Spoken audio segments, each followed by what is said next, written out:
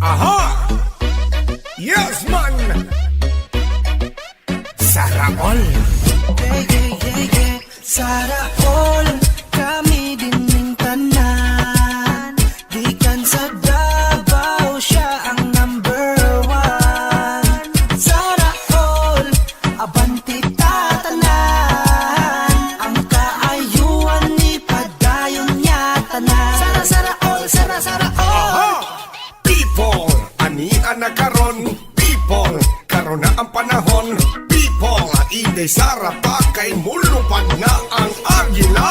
Sige, ipadayon na to ang suporta. Dagan ang nag-apan ni Mayor Inday Sara. Kinasing-kasing nga mong isagit. Duterte Rami Inday Sara ang isinggit. Sana all kami din ng tanan. Di kan sa Davao siya ang number one. Yes, man! Sana all abanti tatanan.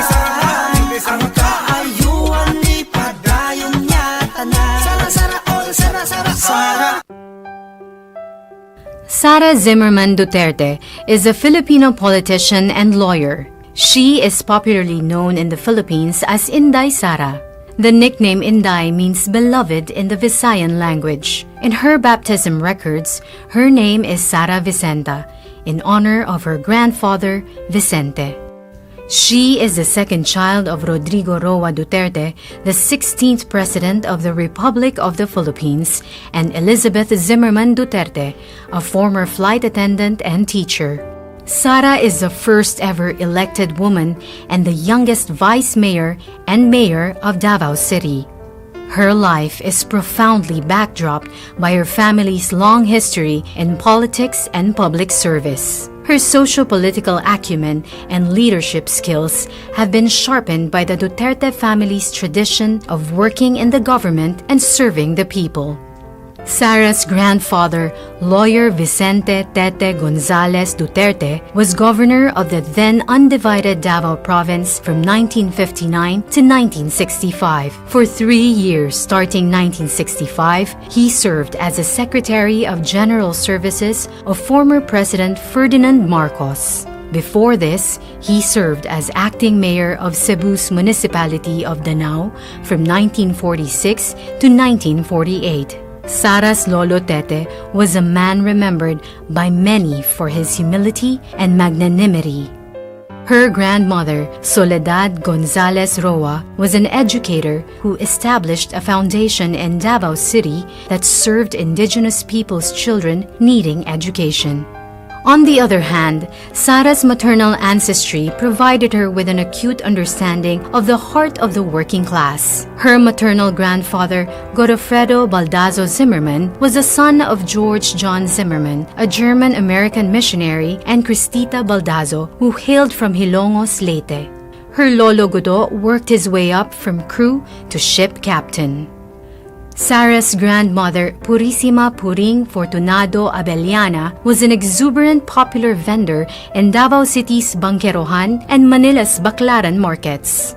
Puring's roots are traced back to Tuburan, Cebu, and is said to be a putative descendant of Hari Tupas, the son-in-law of Hari Humabon. Before politics, Sara had a brief stint as a court attorney in the Supreme Court of the Philippines in 2006. She then served as vice mayor from 2007 to 2010 and was elected mayor in 2010 in what is now known as the biggest landslide election victory in the history of Davao.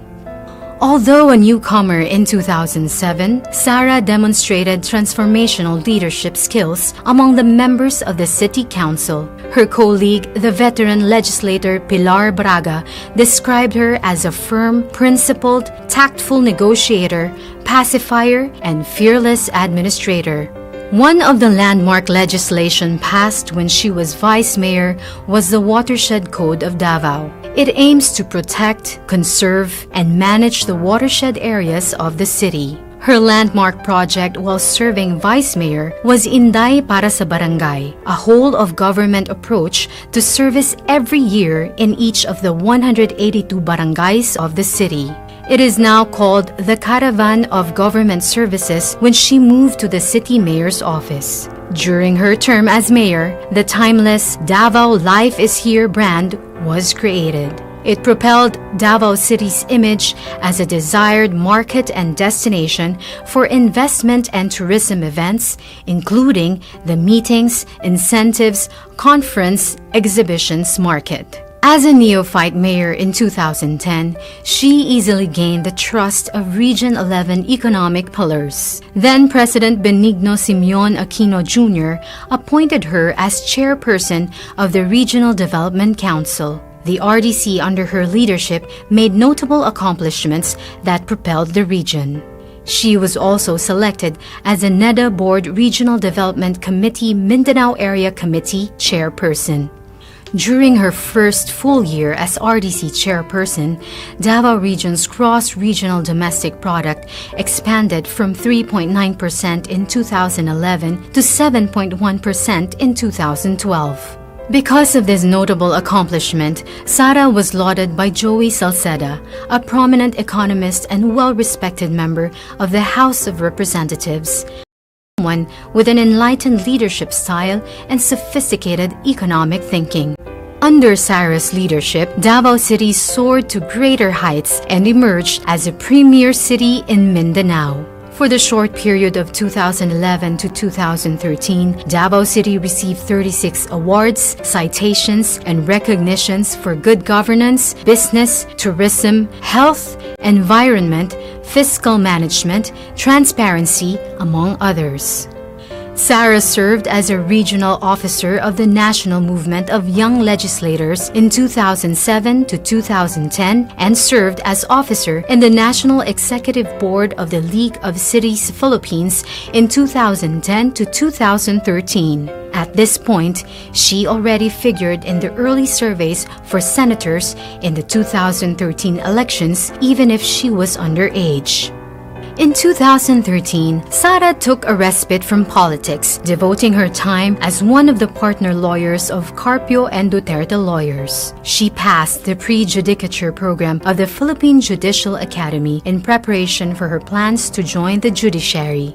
Her desire to continue serving the public led her to be involved in a non-government organization, and in 2014, she was elected to the Board of Governors of the Philippine Red Cross. On the side, she worked on various product endorsements and as a segment host for a local morning news show on GMA Network. Her hosting job gave her the opportunity to volunteer, deliver relief, and report firsthand on the damage and the needs of the Boholanos during the 2013 earthquake.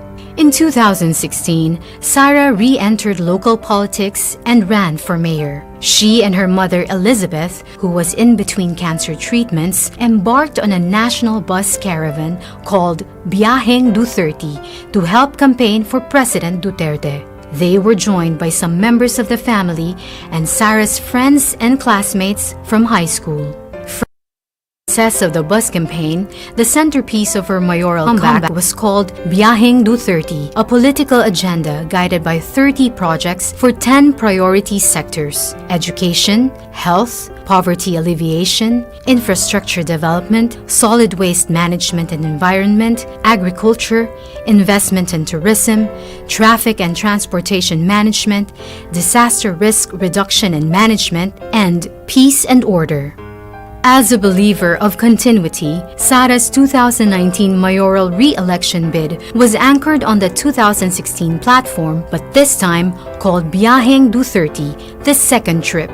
Sara relentlessly pursued peace and progress in her administration. As a result, she was able to lift Davao City to a stellar national status with 117 awards, citations, and recognitions from March 2017 to December 2021. Davao City is included on the 2021 Top 10 Richest Cities of the Philippines of the Commission on Audit. And in the same year, Davao City was ranked the 4th most competitive, highly urbanized city by the Department of Trade and Industry. At the end of calendar year 2022, Davao City is expected to be debt-free. At the start of 2016, when she returned as mayor, Davao City's loan balance was in the amount of 1.3 billion pesos out of all loans contracted by the city during the years 2000, between 2005 and 2010, and in 2015.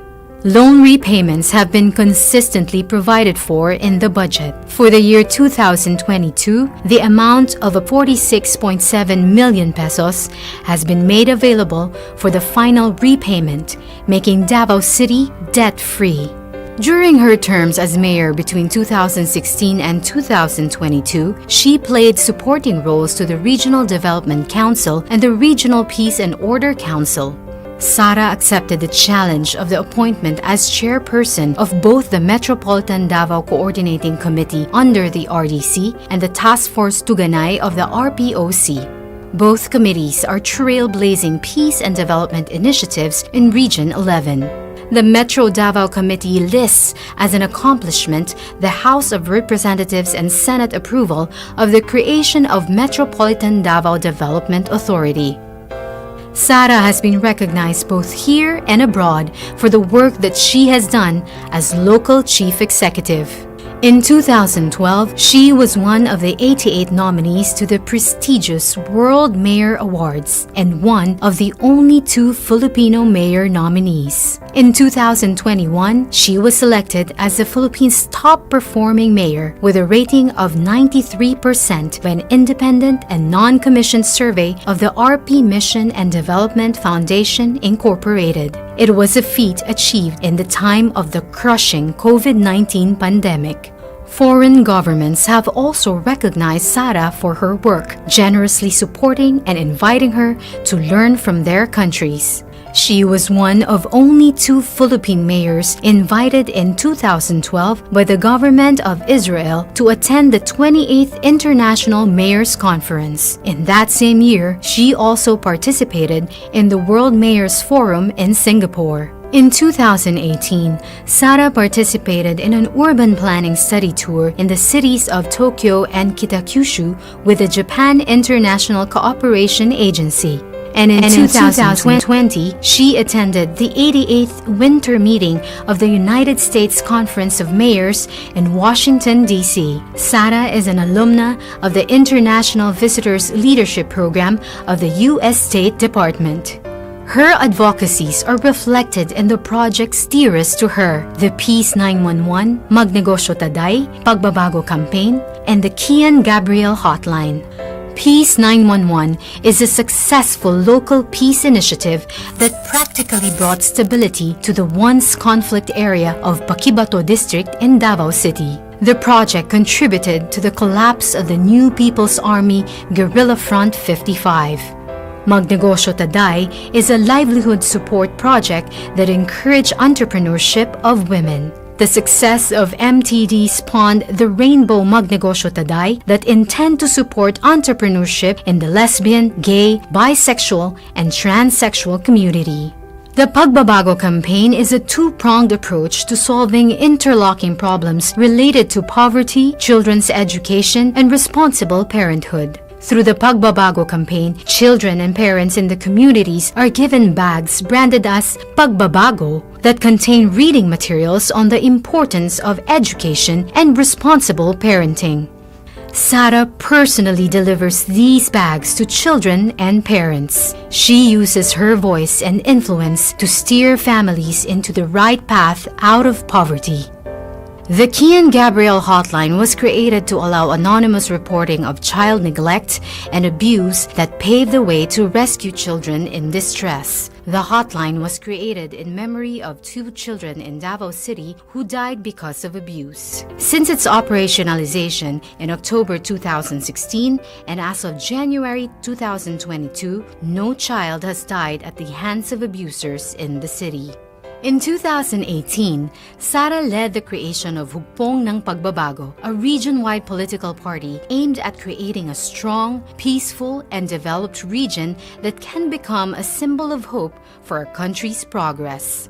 Just like in 2016, she also went around the country in 2019, but this time on her favorite big bike, a 900cc Yamaha XSR, she fondly named Ella to help campaign for senator candidates. In November 2021, Sara took her oath as a member of the Lakas Christian Muslim Democrats National Party. Sara is currently the chairperson of both the HNP and Lakas CMD.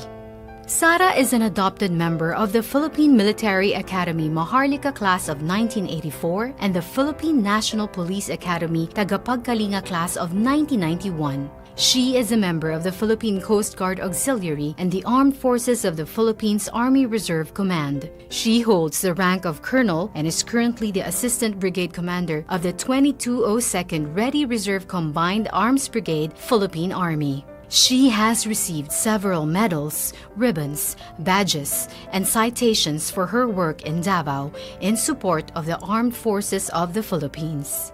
She also received a presidential award from former President Benigno Simeon Aquino Jr. and the Philippine Commission for the Urban Poor in December 2011. And in August 2021, Sara was celebrated by Asia Pacific Luminaire Awards as someone who has contributed to the creation of a brighter future.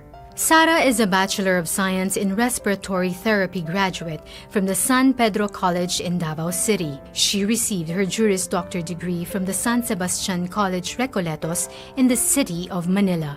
She was presented as one of the 30 most outstanding St. Augustine awardees of San Sebastian in January 2014 and was granted by the San Sebastian College of Law the Distinguished Alumna Award for Public Service in February 2020.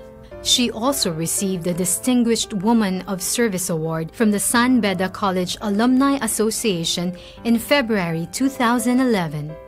Sara spent 4 years of law school at the San Beda and her final year in San Sebastian. Sara is a graduate in 2011 of the twin program of the Armed Forces of the Philippines Command and General Staff College, General Staff Course, and the Development Academy of the Philippines, Master of Public Management. Sara is blessed as an adopted member of the Ate tribe of Davao City in 2013. She was given the name Bio Simulun. She is also an adopted daughter of the province of Camarines Sur and the city of Tangub, and in 2019, she was blessed as an adopted daughter of the province of Abras Tingyan tribe, given the name Dulimaman, which was inspired from the courageous heroine in the tribe's epic Wadagan Ken Dulimaman. Sara was once involved in an infamous punching incident of a court sheriff in 2011. She has twice publicly apologized for what happened and was suspended by the Department of the Interior and Local Government and reprimanded through an administrative case. Looking back, she describes the sad incident as a turning point in her life as a politician, a constant reminder not to embarrass the mandate given to me by the people. She now considers herself the best person to talk about peace because she was once a national face of rage. Meanwhile, Sara has a collection of photos of herself with facades and altars of numerous Catholic churches taken during her travels all around the country. She is keenly interested in the architecture and history of Catholic churches, believing that each reflect the faith of the people and the uniqueness of the towns where these churches are built. She is married to fellow lawyer Manassas Reyes Carpio, and they have 3 children named Shark, Stingray, and Stonefish. Inday Sara is undoubtedly no magician, but the strength of her heart to lift everyone and soar high, fight, and win makes her second to none. Dapat pantay-pantay ang lahat. Walang kasarian, edad o relihiyon. Walang mahirap, walang mayaman. Ang kailangan ng bansa, pagkakaisa ng bayan, disiplinadong mamamayan, tuloy-tuloy na kaunlaran. Tuday, love you! Huwag ka mag-alala, number 1 kita! Siya'y isang simpleng tao, aking napatunayan. Mapagpakumbaba sa madla at maging sa kaibigan. Siya ay idolo ng marami, matanda at kabataan. Idolo ng inyong lingkod at tunay kong hinahangaan. At ngayong nakita ko na ang tunay na agila sa buong Pilipinas, siya'y aking ipapakilala. Eto na, Inday Sara, here she comes. Duterte! Eto na, Inday Sara, here she comes. Duterte! Di tayo pababayaan, bayan ay aalagaan. Eto na, Inday Sara, here she comes. Duterte! Eto na, Inday Sara, here she comes. Eto na, Inday Sara, here she comes. Duterte! Di tayo pababayaan, bayan ay aalagaan. Eto na, Inday Sara, here she comes. Duterte!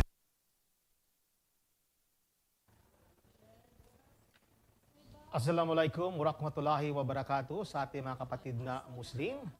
At maayong buntag kaninyong tanan at sa lahat po ng mga nanonood ng SA4U. Sa ngalan po ni Mayor Sara Duterte, ako po yung lingkod, Tek Ocampo. Sana po'y nasa mabuti kayong kalagayan ngayon. Habang patuloy na nagaganap po ang mahalin natin ng Pilipinas Ride, magkakaroon din po tayo ng update tungkol dyan maya-maya lang.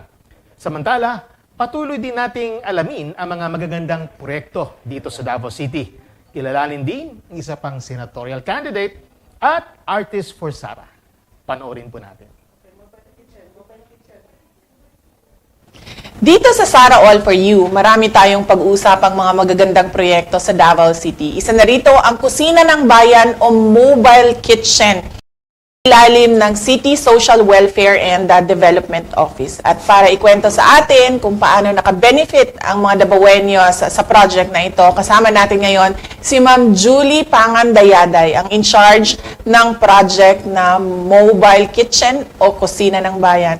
Good morning, Ma'am. Yung buntag, Mayor. Yes, Ma'am Julie, ma-remember ko no, na this project, ang Kusina ng Bayan, started with our now retired former City Social Welfare and Development Officer, no, si Ma'am Malu Bermudo, na ang laki ng tulong niya na nagawa for Davao City.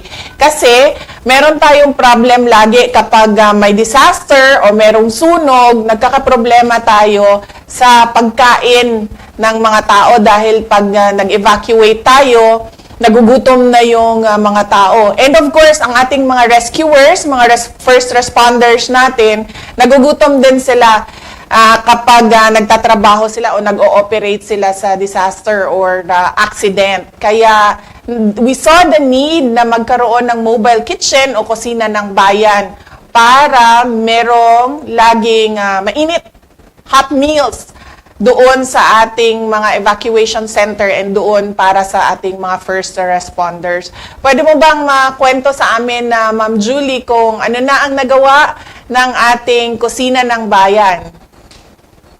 Okay, thank you for this opportunity, Mayor, no, for sharing what Davao City is doing in response to, sa ating mga emergency.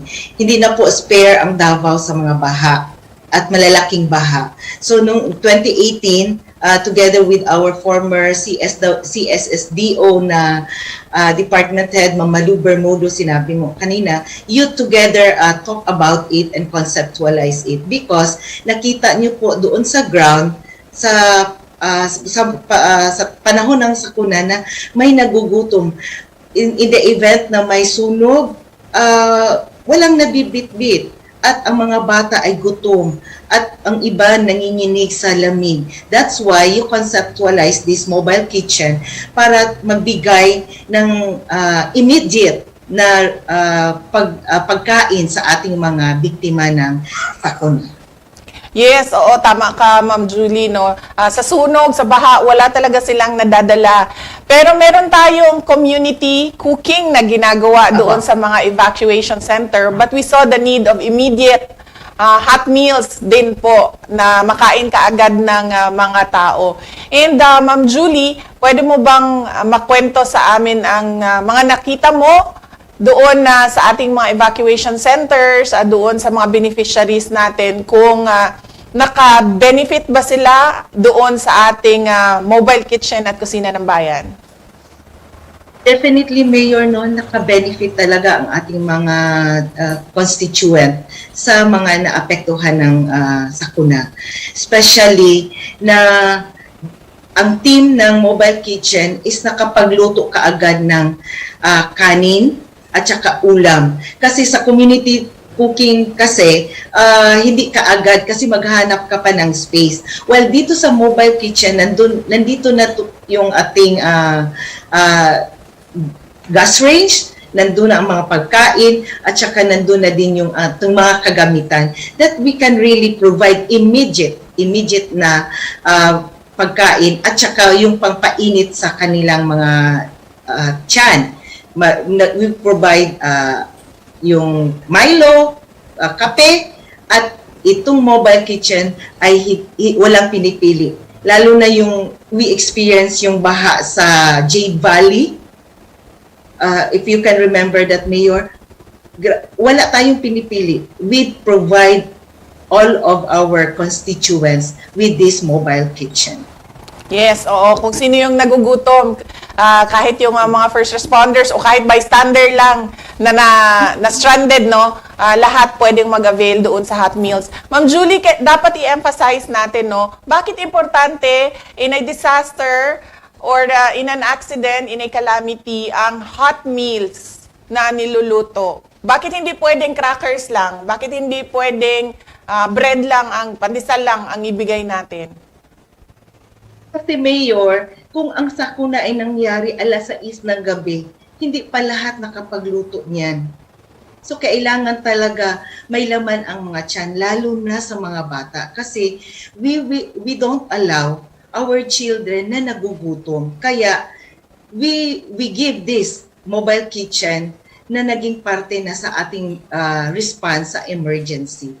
Hindi pwedeng gutom. Kasi kung gutom din, nahihirapan din sila, natatakot na sila, may fear, may trauma, tapos gutom pa, then mahirapan, marami tayong pwedeng i-respond or i-address nito because this is, ang food talaga is very important. Basic need po ito ng tao. Yes, opo. Kaya talaga dapat merong kanin o rice dyan sa mga hot meals natin sa ating mobile kitchen. Tama ka, Ma'am Julie, no, na ang taong gutom, hindi makapag-isip ng maayos. Minsan nagpapanik pa sila. But pag nakakain na sila, hindi na sila gutom. Medyo kalma na at madaling kausap ang mga tao, mga evacuees natin. And Ma'am Julie, of course, hindi natin gusto lahat, no, na araw-araw may disaster or may calamity. So in peacetime o kapag walang sunog, walang baha, walang evacuees, anong ginagawa ng ating mobile kitchen? Okay, ang ating mobile kitchen, weekly talaga ang maintenance, preparation pa rin. No, hindi natin pinapabayaan, hinuhugasan, prepare yung sa loob ng mobile kitchen at saka i-ensure natin na walang expired na food na nasa loob ng mobile kitchen at pinasiguro natin na lahat ng kagamitan is always ready. Yes, opo. And Ma'am Julie, 24 hours ready ba ang ating Kusina ng Bayan team? Ibig sabihin, 3:30 in the morning, tinawag natin sila, kailangan natin ang Kusina ng Bayan. Are we ready to do that? Yes, ma'am. We are trained, no, to really respond, open yung mga lines, at saka ang sabi namin sa team na always tabi ninyo yung mga cellphone. Kasi in the event na may sakuna, all of us will really respond kasi we don't allow our victims na maghintay ng matagal. Yes. And Ma'am Julie, as a government official, ano ang natutunan mo dito sa Kusina ng Bayan project ng office ninyo sa CSWDO that made you a better person and a better public servant? Personally po, ang Kusina ng Bayan, ang mobile kitchen natin is teaching us to be responsible, teaching us to be yung heart natin for others. Importante po yun. That's why we need to respond and we need to sacrifice sometimes and most of the time to sacrifice our family for the benefit of all Dabawenyos, especially those affected. Kasi mahirap po kung tayo yung naapektuhan. Mas mabuti na po yung tayo ang tumulong kaysa tayo ang tutulungan.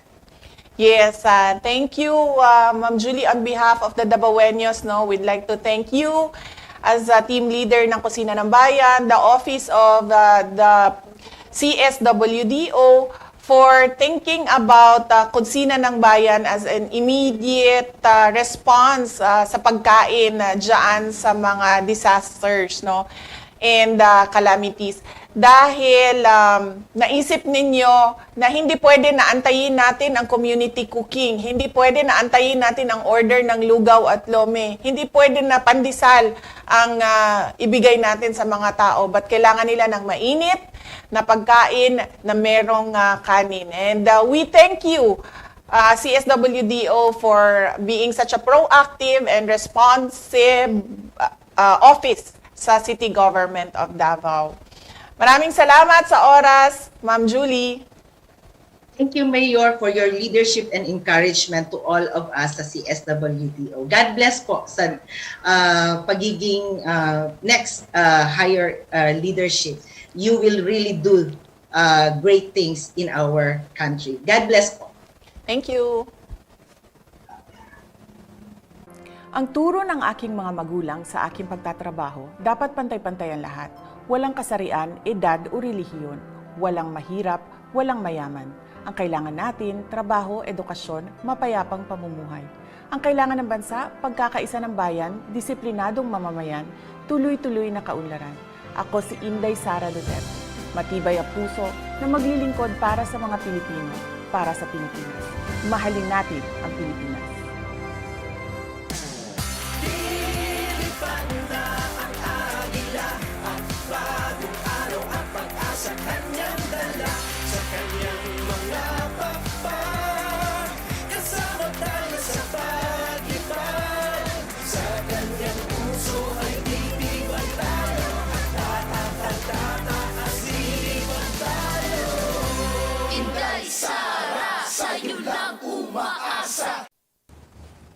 Ngayong umaga, makakasama po natin ang isa pang kaibigan na nagbabalik sa Senado. Walang iba kundi si Governor Chiz Escudero ng the province of Sorsogon. Good morning po, Gov.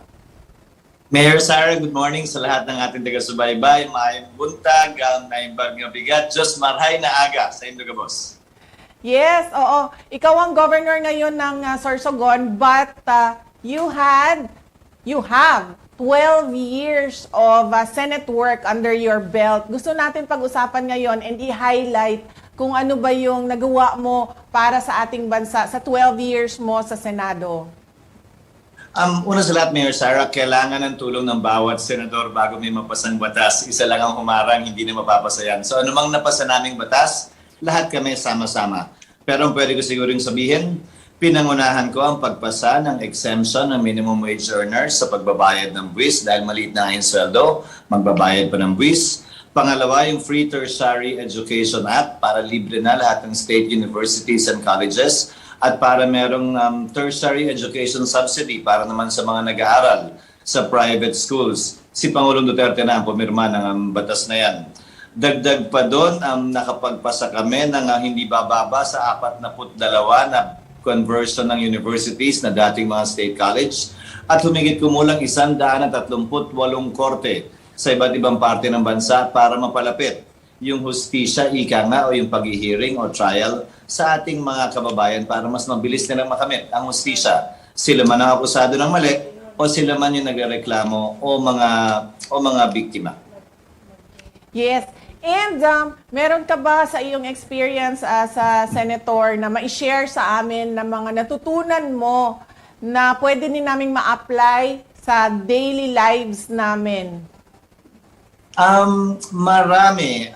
Importante at mahalaga ang pagkakaisa, pakikisama para makamit anumang nais nating makamit.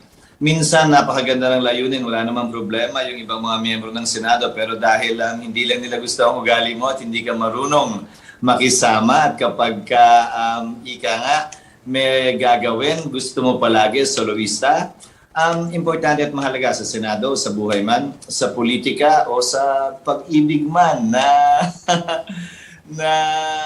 nagkakaisa, nagkakasundo. At walang masamang tinapay. Hindi naman kailangan magkasundo sa lahat ng bagay. Hindi kailangan pareho kayo ng posisyon at paninindigan sa lahat ng bagay.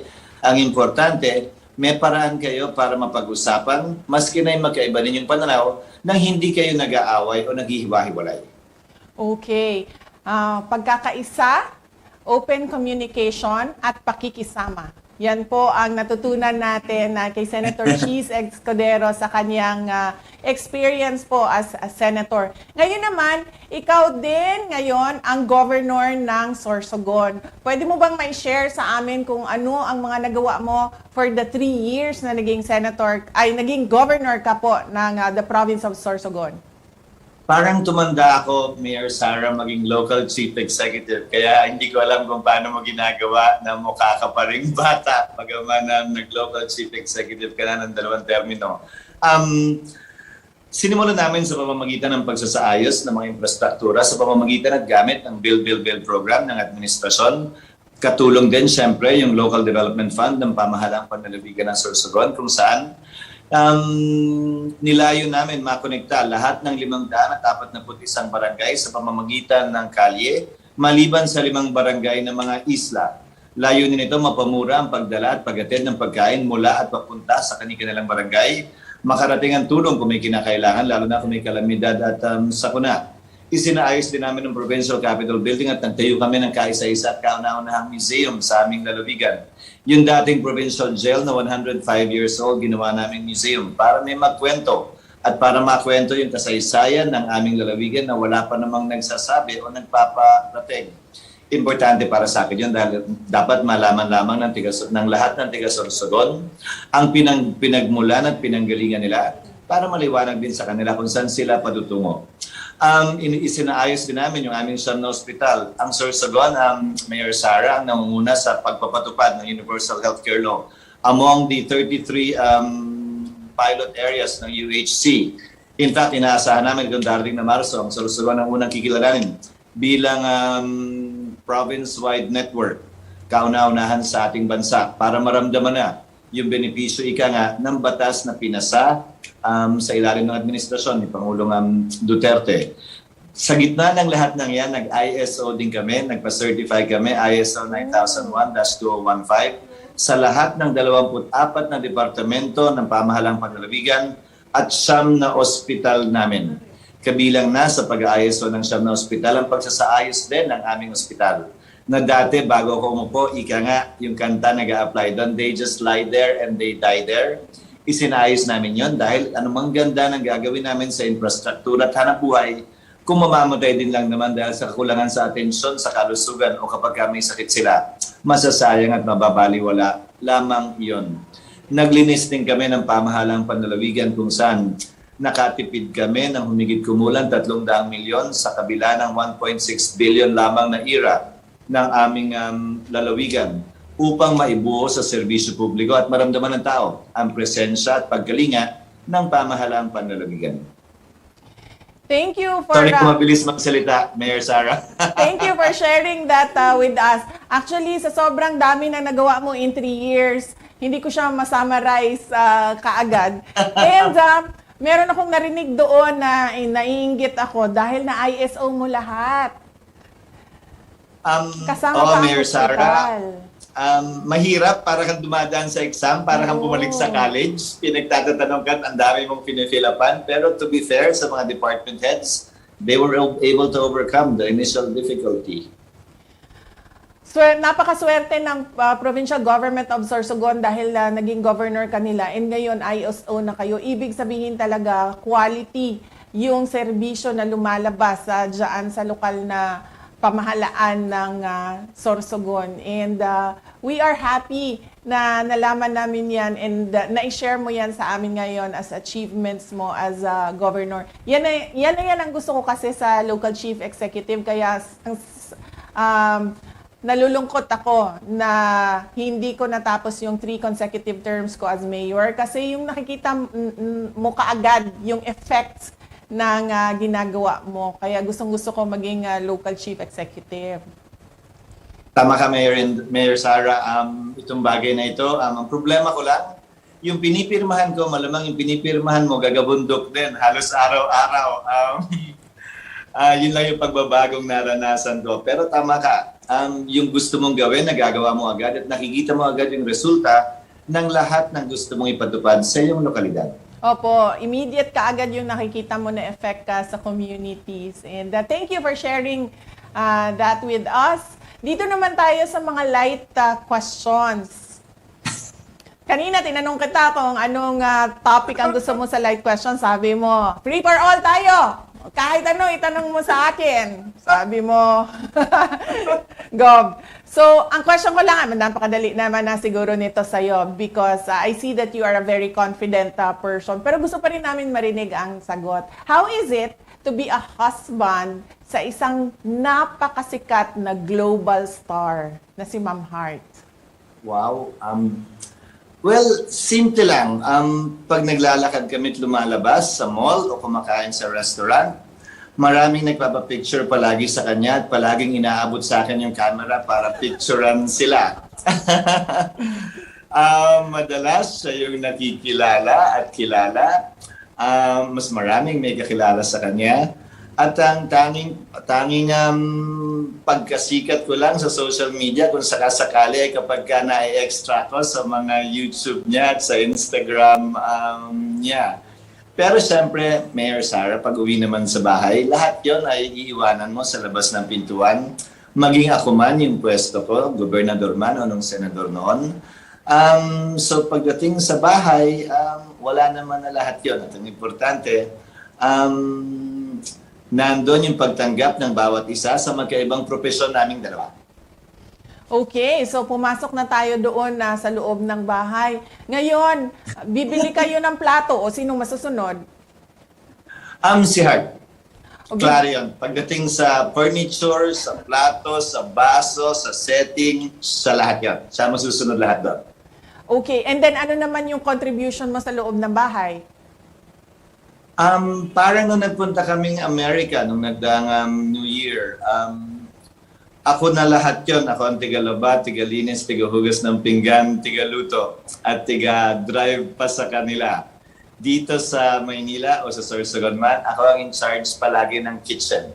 Hindi kasi masyadong kumakain si Heart, Mayor Sara, at saka hindi siya gaanong mahilig magluto. So kadalasan, pag araw nakakain siya o ilang araw nakakain siya, ako yung palaging nagluluto para sa kanya. Dahil, sagot ko yan sa mga kaklase ko ng high school, sabi ko sa mga kaklase ko sa high school, tingin niyo ba na in love si Heart sa itsura ko? Siyempre hindi. Siyempre, dahil magaling ako at marunong ako magluto. Okay, yes.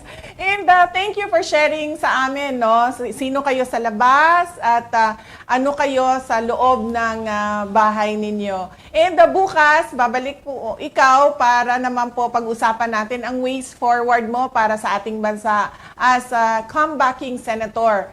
Pero bago tayo mag-say goodbye, gusto ko lang magpasalamat sa iyo dahil ever since na nakatanggap ako ng mga regalo ninyo, hindi pa ako nakapagpasalamat sa iyo. Every Christmas, natatanggap ko po yung cheese curls, na isang box na cheese curls for the past several years. And maraming salamat sa Christmas gift ninyo lagi sa amin.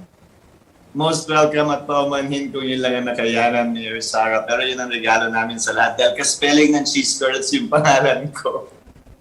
Yes, oo nga. Alala mo kaagad cheese curls, Chiz Escudero.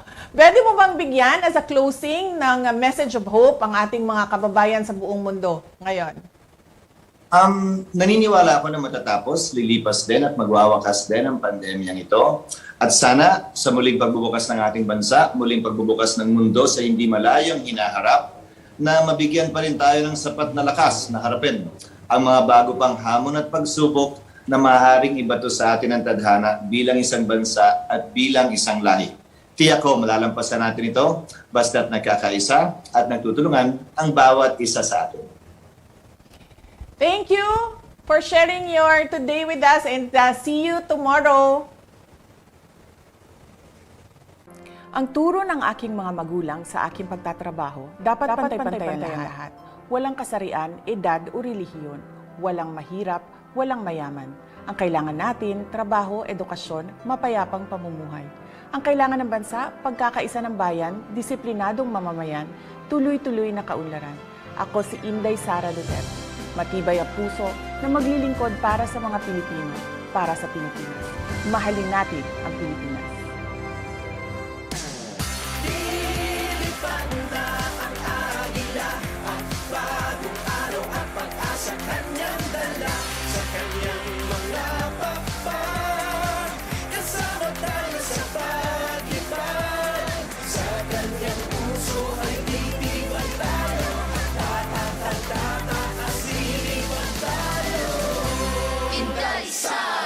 sa'yo lang umaasa.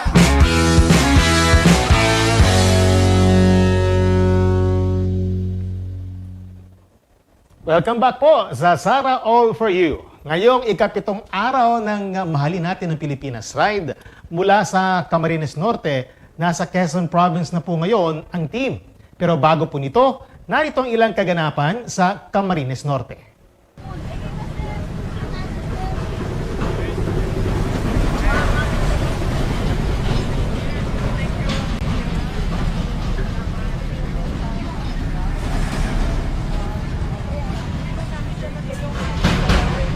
City, Camarines Sur, unang dumaan ang team sa Sipocot, Camarines Sur.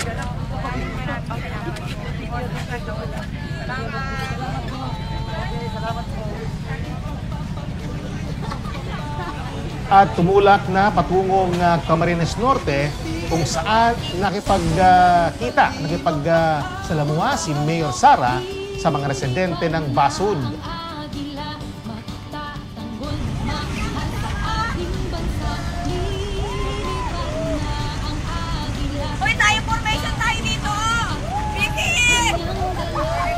May Vice President! Hoy, may traktor!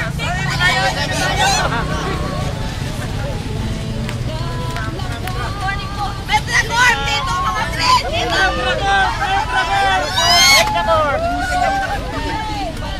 Vice President!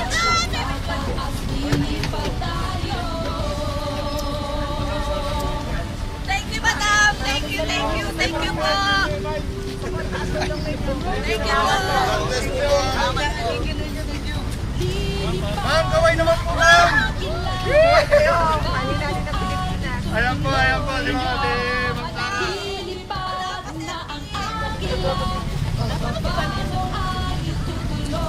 Thank you po! Thank you, thank you, thank you! Emily! Ma'am Sara, isa pa po, ma'am, dito. Petra Corp!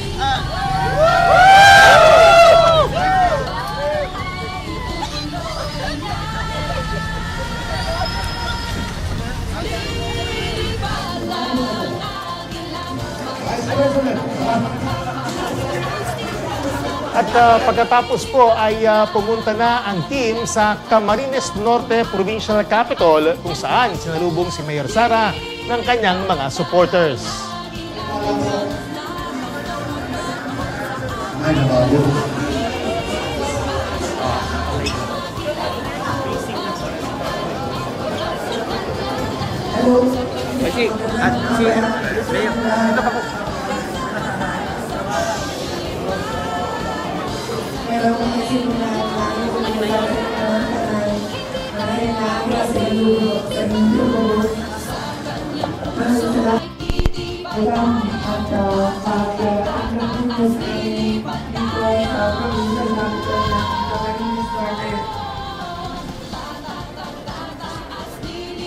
Kami po ay masaya kasama namin kayo ngayong umaga na ito. Maraming salamat po sa oras at oportunidad na ibinigay niyo sa amin na makilala kayo at makasama kayo ngayong araw na ito at makapagbigay ng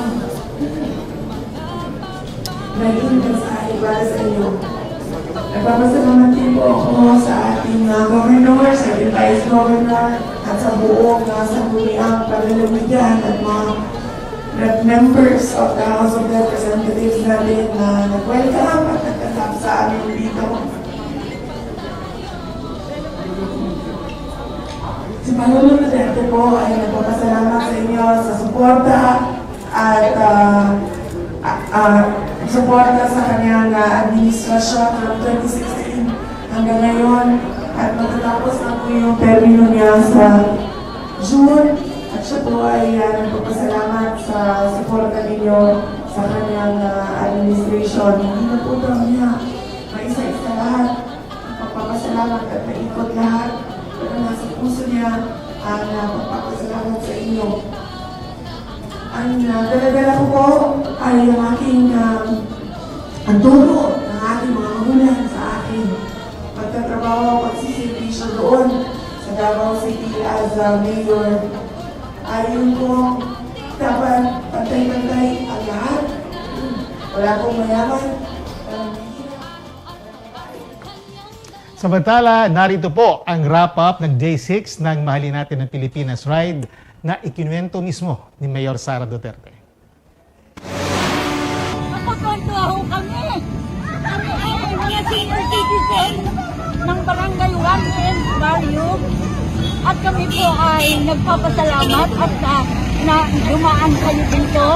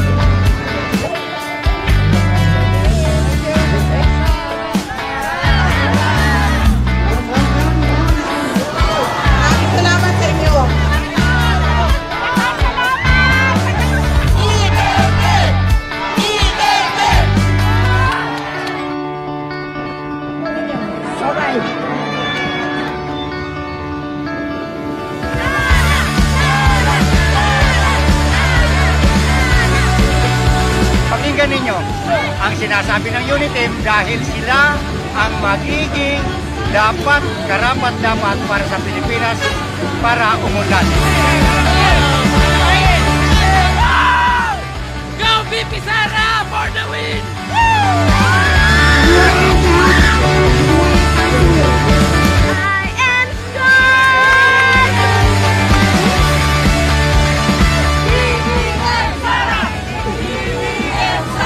Mabuhay ang Kamsur! Mabuhay ang Naga!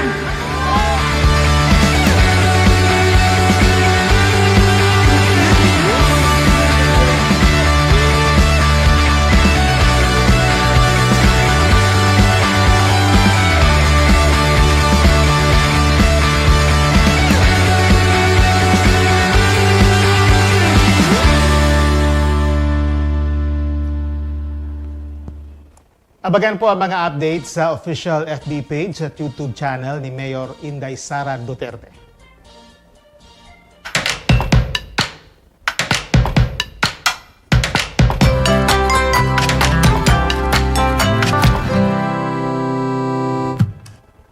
At bago po tayo magbasa ng mga messages mula sa ating mga viewers, shoutout muna po sa mga grupong sumusuporta kay Mayor Sara Duterte, Sara All, Super Inday, Kislap, Kainday Sara, Lilipad ng Pilipinas, Masada, Marcos Sara Duterte Alliance, Inday Cares at iba't ibang BBM Sara Unity Team chapters sa buong mundo. At mula po sa mga viewers natin, babasahin po natin ang ilang mga messages. Yan po mula kay LJ Dals watching from Malaysia. Solid BBM Sara supporter. Ayan po. Maraming salamat po sa inyong patuloy na pag-suporta. At mula naman kay Luel Peter Famadico. Hi Mayor Sara, most loyal supporter mo dito sa Dubai. Marami pong salamat sa lahat ng mga nanonood sa Dubai. Ayan po. At mula naman dito sa Quezon Province for Super Inday, mabuhay ka Super Inday Sara Duterte, ang Vice Presidente ng Lalawigan ng Quezon. Ingat sa biyahe, Madam, maulan daw doon. Ayun. Okay, maraming salamat. Mula naman kay Seni Masajan, solid credentials, excellent achievement, brilliant leader. Sara Duterte for Vice President. Yun. Okay, last two po. Mula naman kay Divina Catalia, safe travel po, and Unity, mahalin natin ang Pilipinas Ride Team. At mula naman sa mga solid Sara Duterte supporters, tinatawag silang Saranatics mula kay Glyca Ginahas, Hannah Hazel Anton, Danica Maika Garcia, Jenny Tris, at Honey Venus Crisostomo, mga Saranatics. Marami pong salamat sa iyong pagsuporta kay Mayor Sara Duterte. Inday Sara, ikaw ang agila. Ang Artists for Sara po ay segment natin dito para hindi lamang i-feature, kundi pasalamatan at i-recognize na rin ang mga artists na nagbigay ng oras at kanilang talento para magsulat, kumanta at mag-perform para sa akin. Ngayong umaga, para sa Artists for Sara, makakasama po natin ang isa sa mga classic OPM hit maker and singer.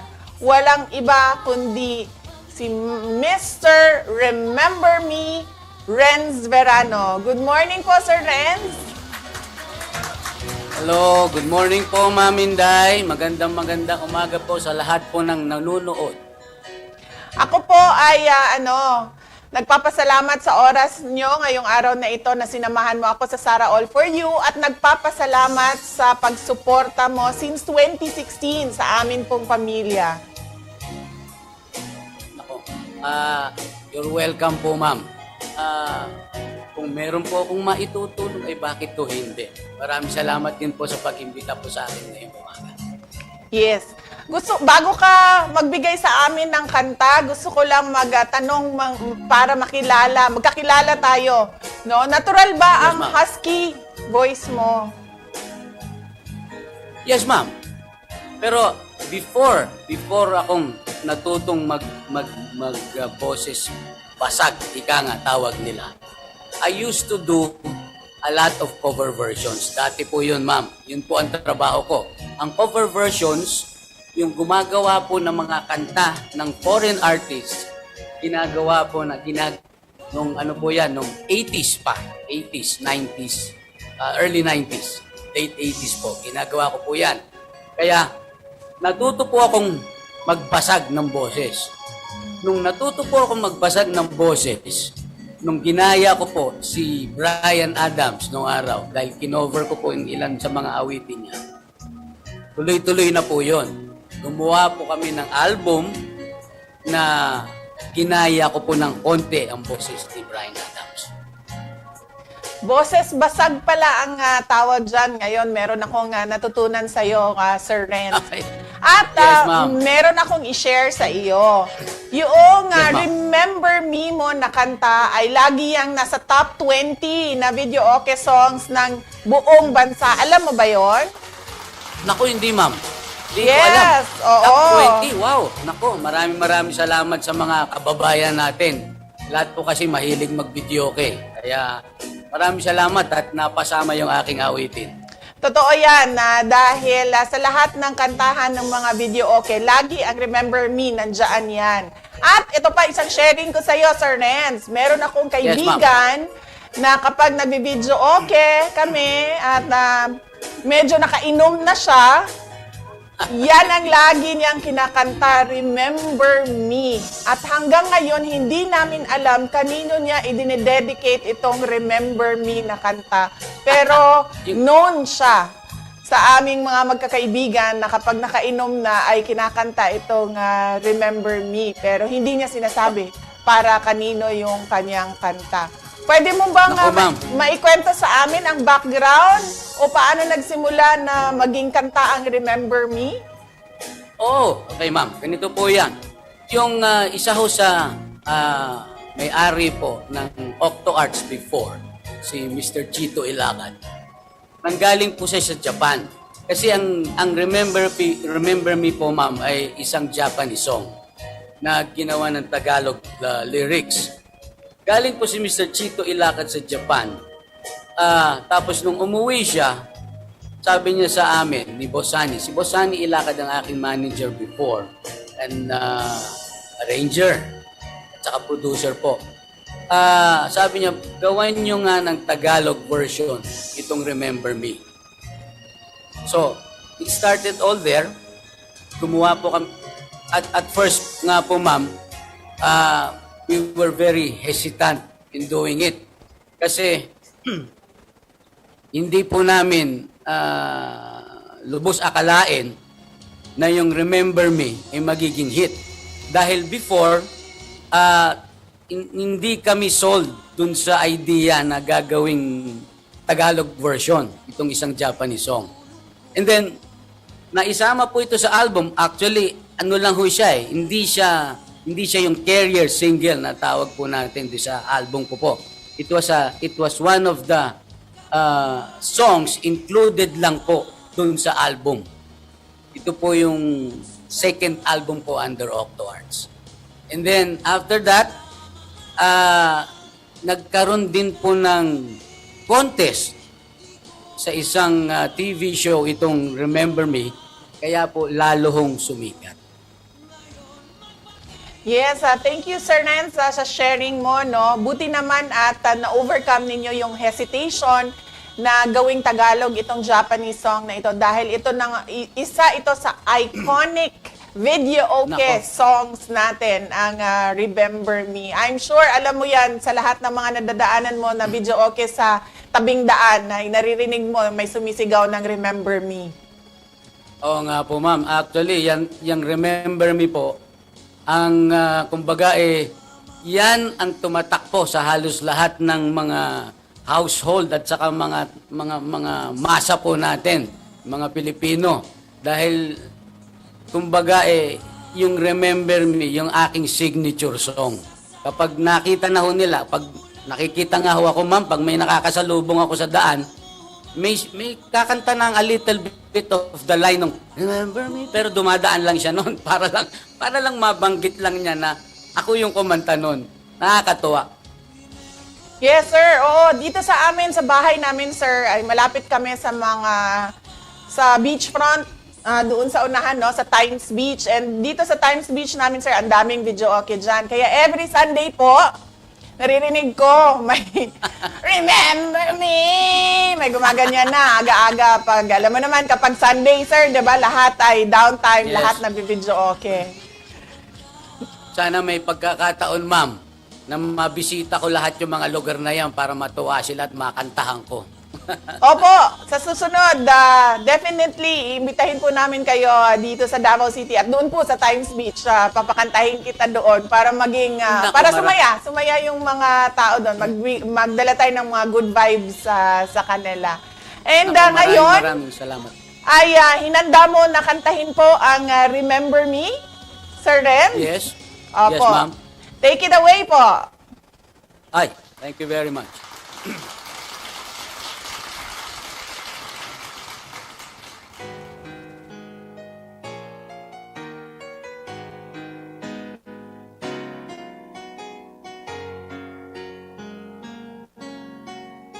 Pag ang puso di sanay mag-isa, puro lungkot na lang ang nadarama.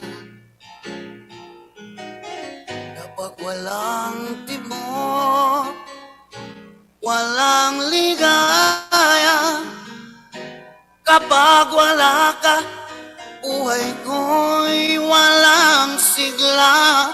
Yung pangako ko'y lagi mamahalin.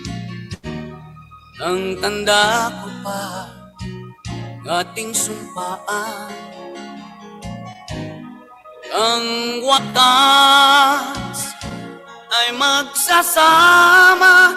Umulan, bumagyo, kumuman ang mundo, ikaw at ako pa rin. Remember me kapag nag-iisa, pag ika'y nalulungkot, ka mag-alala, remember me. Kapag iniwan ka, luhaan at sugatan ng iyong minamahal, remember me. Di ko kayang limutin ka noon, ngayon magpakailanman ako'y maghihintay.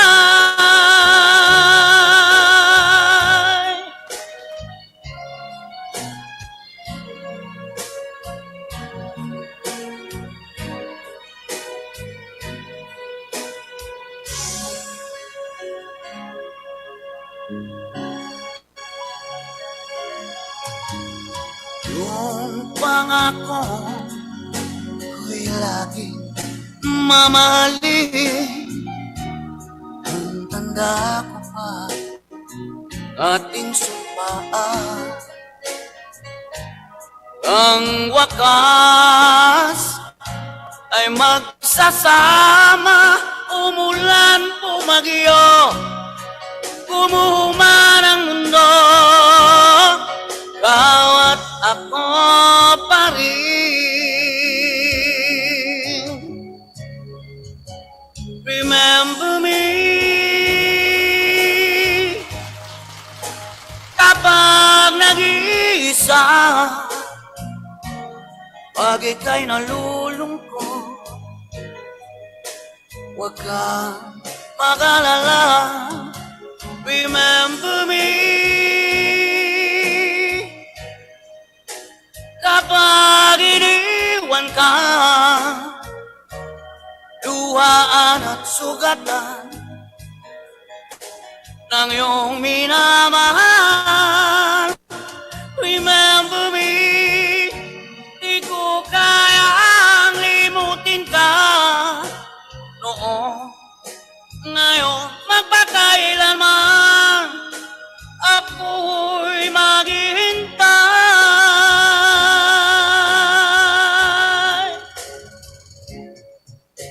Remember me. Kapag nag-iisa, pag ika'y nalulungkot, huwag ka mag-alala, remember me. Kapag iniwan ka, luhaan at sugatan ng iyong minamahal, remember me. Di ko kayang limutin ka noon, ngayon magpakailanman ako'y maghihintay.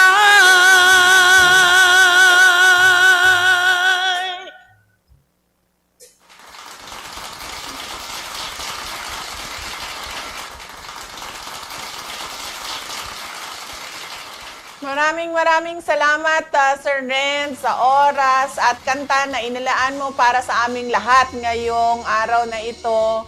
Meron ka bang message sa lahat ng mga kababayan natin sa buong mundo? Sa lahat ho ng mga kababayan natin, wala ho akong ibang hihilingin, kundi po suportahan po natin ang ating mayora na si Ma'am Inday Sara Duterte. Sa darating po na halalan, hinihingi po namin ang inyong suporta na sana po tulungan nyo kami. At balang araw po, matutulungan din po tayo ni Ma'am Inday. Kung siya po ay mananalo at magiging mapalad na maging vice dito sa ating bansa. Thank you, Sir Renz. I am so proud na nakakuha ako ng endorsement galing kay Renz Verano. Remember me po sa election day. Okay po, maraming salamat din po, Ma'am Inday. Sana po, suportahan din po ninyo ang aming industriya ng mga awit. Maraming salamat po. Yes, opo. Gagawin natin yan. Maraming salamat. Magandang araw sa iyo. Magandang araw din po, ma'am. At dyan po nagtatapos ang Sara All For You ngayong araw ng Lunes. Pero bago tayo magpaalam, shoutout muna sa mga groups na patuloy ang suporta kay Mayor Sara. Isda o Inday Sara Duterte ako? Isip, Inday Sara ikalawang Pangulo ng Pilipinas at Sara tayo. Kita-kita ulit tayo bukas para sa isa na namang masaya at makabuluhang episode. Muli po naming paalala sa lahat, stay home, stay safe, magsuot ng face mask at practice ng social distancing. At sa ngalan po ni Mayor Sara Duterte, ako po ang inyong lingkod, puso at serbisyo, Tech Ocampo. Ito po ang Sara All For You. All kami din tanan, gikan sa Davao, siya ang number one. Sara all, abanti tatanan, ang kaayuan ni padayon niya tanan. Sara all, Sara all. Don G, halika na't sumama, tayo'y mag-aisa. Dito na tayo, Sara all, kaming lahat. Sara all, ito'y tapat. Luzon, Visayas, halika na, kasi ang Mindanao ay nandito na.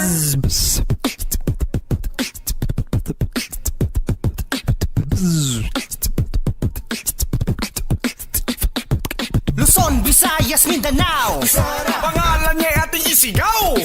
Pag-ibig ang mangingibabaw.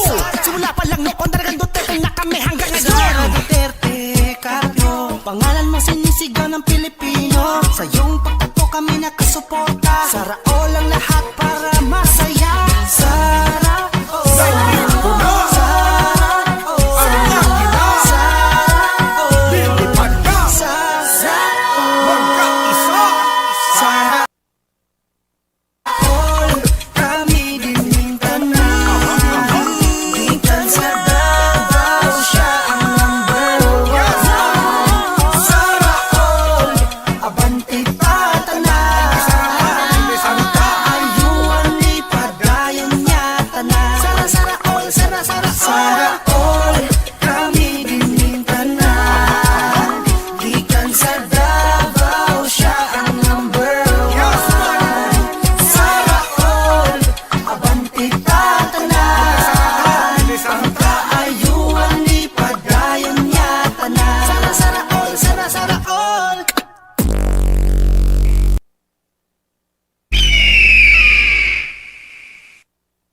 Halika na't sumama,